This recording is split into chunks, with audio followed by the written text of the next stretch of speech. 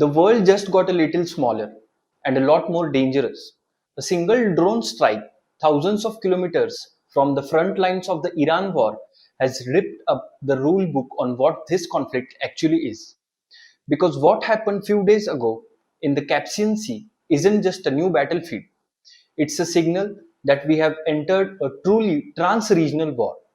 A war that now directly links the killing fields of Eastern Europe to shipping lanes of the Middle East, pulling in global powers and dragging us towards a confrontation that feels strangely, unmistakably like a new Cold War. On July 26th, Ukrainian forces launched a long-range drone attack on an Iranian vessel in the Caspian Sea. One crew member was killed, another injured. Kyiv immediately claimed the ship was a military supply vessel carrying weapons between Iran and Russia. The location was not Persian Gulf, not the Red Sea, the vast landlocked Caspian, a sea bordered by Russia, Iran, Kazakhstan, and other former Soviet states. It's an area that until this week was largely a strategic blind spot for the West, a de facto Russian and Iranian lake where NATO had virtually no visibility. That just changed radically. Ukraine's strike represent an extraordinary expansion of its long-range strike capabilities. And whether this was a purely unilateral move or a calibrated operation coordinated in sympathy with Washington, the implications are staggering. As one analyst put it, the opening credits of Master and Commander suddenly make sense. Oceans are now battlefields. Seas that once were economic lifelines are now legitimate front lines. We are witnessing the birth of what analysts are calling the third missile age, where middle powers like Ukraine and Iran, who a decade ago were not on anyone's list of global military heavyweights, are now capable of projecting force across thousands of kilometers, disrupting global energy flows and challenging the dominance of traditional superpowers. Tehran's response was swift and threatening. Foreign Minister spokesperson Ismail Baghel called the attack illegal, a violation of international law, and declared that Iran reserves the right to reply. That's diplomatic language for "we will strike back." And here is why that sends a chill through every European capital. Ukraine is less than 2000 kilometers from Iran. That's well within the range of Iran's ballistic missile arsenal. Maps show that Iranian missiles can already reach all of Turkey, all of Pakistan, and deep into Europe. If Tehran decides to retaliate directly against Ukrainian territory, it will not just open a new front, it will physically pull European soil into a conflict that the continent has been trying to contain for months. Whether Iran has the stomach for that, given the strain of its own military capabilities after sustained US and Israeli strike on its missile production, is terrifying gamble. But the strike in the Caspian also reveals a deeper, more complex geopolitical chessboard. Look at the motives. Ukraine is currently fighting an existential war against Russia.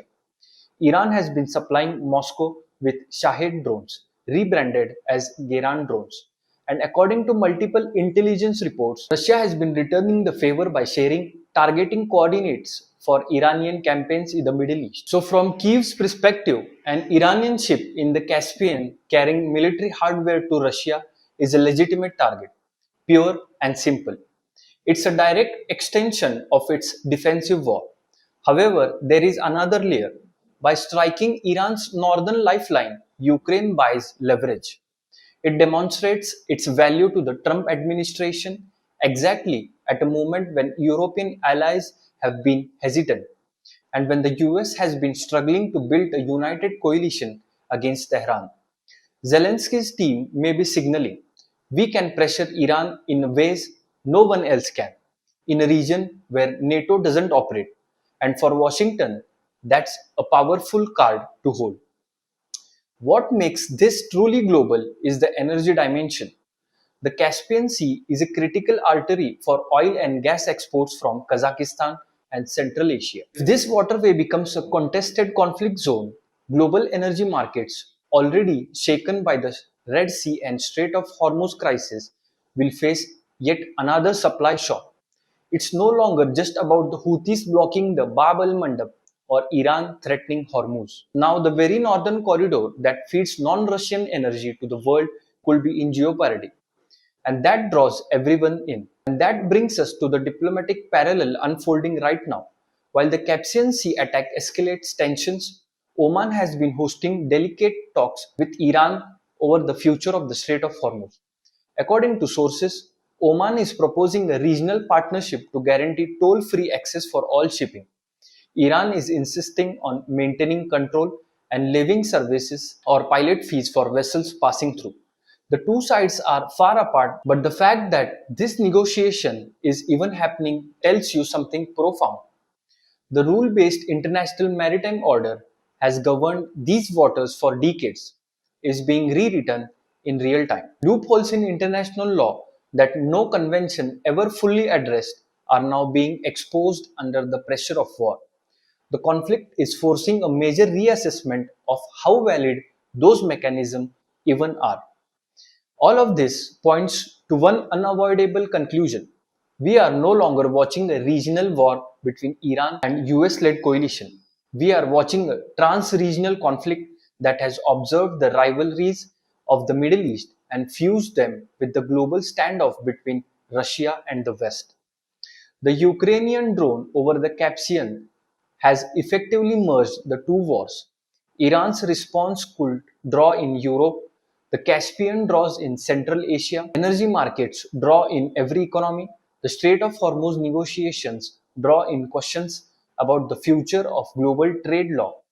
It is a spiraling entanglement like the proxy battle of the Cold War, where local skirmishes become flashpoint for superpower confrontation.